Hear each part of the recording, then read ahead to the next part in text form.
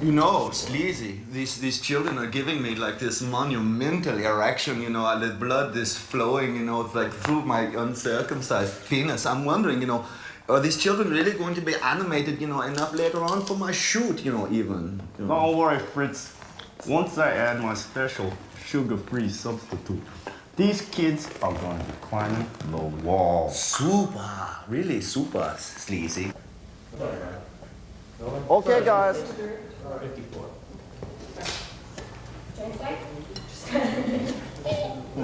Sound roll.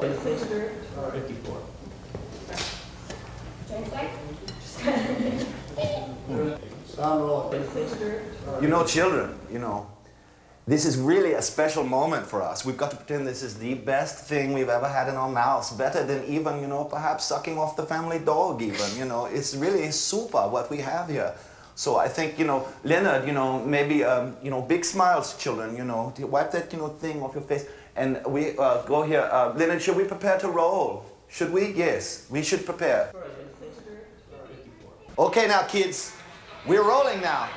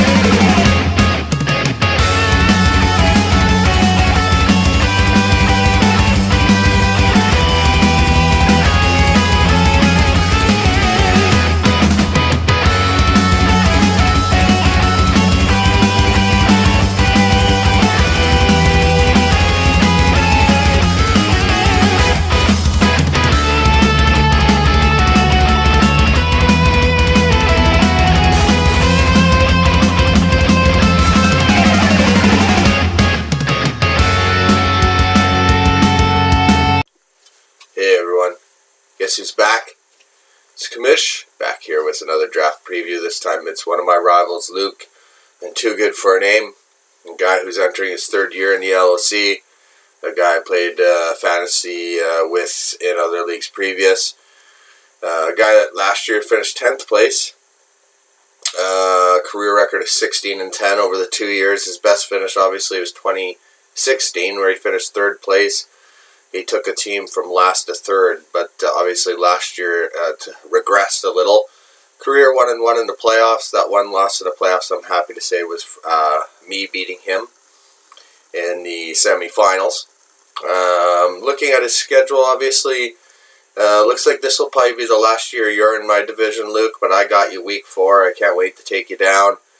Week 1, you're going to have Chris and Bastion Street Bullies. Week 9, Ellie Island. And then Week 10, John and My Ball, Zach Ertz. So that South Division is going to be really competitive this year. Obviously turning into the Canadian Division later on. Or at least one of the Canadian divisions.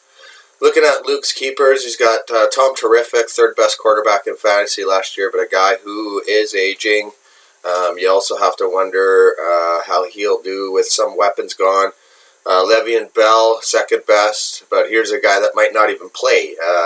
He made it clear he wasn't gonna, so we'll see if he does without that contract. Then you got aging Frank Gore. I mean, I can't even believe this guy's still going. He was 17th best last year, but be interesting to see what kind of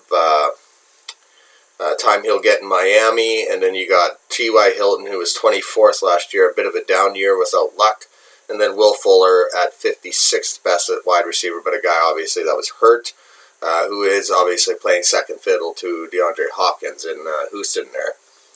Looking at the draft picks, well, I think everyone could agree that you probably made the worst trade in fantasy last year, giving up Kareem Hunt for a 1st, 3rd, and 5th. But now looking at your picks in the first 10 rounds, you only have the 2/3 still. and your first round pick is the last pick in the first round, the 20th pick, because Deuce Bombers won the title.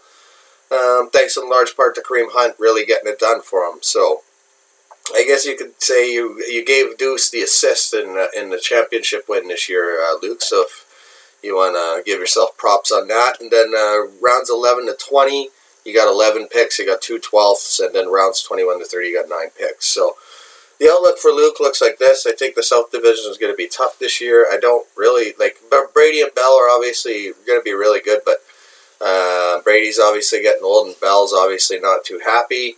So it'll be interesting to see what your approach will be entering the draft. All I know is, like I said in the intro, we can always count on your product being always shitty.